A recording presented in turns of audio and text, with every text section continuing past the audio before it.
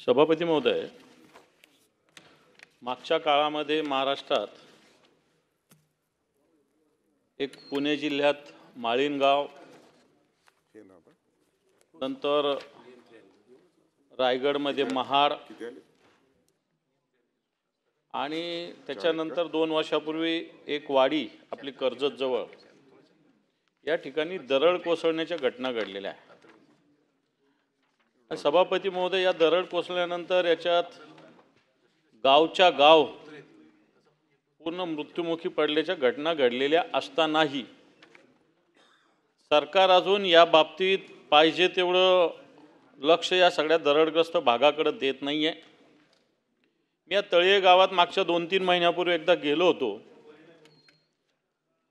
या गावावर दरड कोसळून त्यावेळेस मला वाटतं 50, 60, 66 लोकांचा मृत्यू झाला होता आणि या गावाचं पुनर्वसन करण्याचा निर्णय शासनाने घेतलेला असतानाही फक्त 66 कुटुंबांना आतापर्यंत इथं पुनर्वसन घराचा ताबा दिलेला आहे।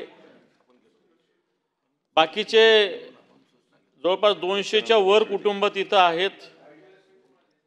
बाकीचे कुटुंब आजही जीव मुठीत धरून असुरक्षित प्रकारात या ठिकाणी राहतात आणि म्हणून या ठिकाणी नागरी पायाभूत सुविधा, पुण्याचे पाणी, वीज, आरोग्य, शिक्षण व्यवस्था यांचा समावेश अजूनही सभापती महोदय झालेला नाही आहे। जलजीवन योजनेचं काम सुद्धा अपूर्ण आहे आणि म्हणून असे जे गाव आहेत इथल्या नागरी सेवा सुविधा या तातडीने देण्याची आवश्यकता आहे। आज या ठिकाणी लोकसंख्या काही प्रमाणात स्थलांतरित होते। दरडग्रस्त क्षेत्र हे उच्च धोक्याच्या झोनमध्ये घोषित असून पुन्हा या ठिकाणी येणाऱ्या पावसाळ्यात पुन्हा काही घटना होण्याची दाट शक्यता आहे सभापती महोदय।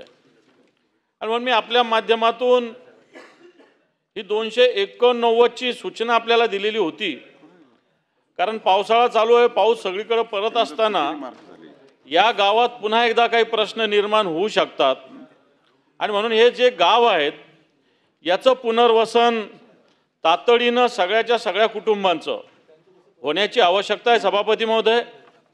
या भागातील या जनतेला भी सुरक्षित व सन्मान्य जीवन जगण्याचा अधिकार आहे आणि म्हणून या सगळ्या दरडग्रस्त भागांच्यासाठी शासनाने तातडीनं पाऊल उचलण्याची आवश्यकता आहे।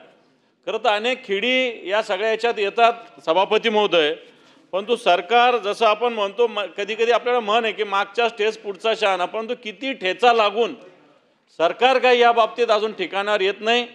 तळीये गावामध्ये फक्त 66 जणांना घर मिळालेली आहेत।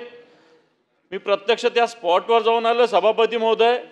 तळीये असेल, माळींचं बऱ्याच प्रमाणात काम झालं आहे आणि ही वाडी जी आपली कर्जतची याचंही काम काही प्रमाणात बाकी आहे, परंतु तळीये या गावातील अजूनही सगळ्या लोकांचं पुनर्वसन बाकी आहे। म्हणून आपल्या मार्फत मी सरकारला सांगू इच्छितो की या सगळ्या विषयावर चर्चा होण्याची आवश्यकता आहे। या सगळ्या दरडग्रस्त भागाचं पुनर्वसन नीट होण्याची आवश्यकता आहे आणि म्हणून आपल्या मार्फत मी सूचना सरकारला केलेली आहे।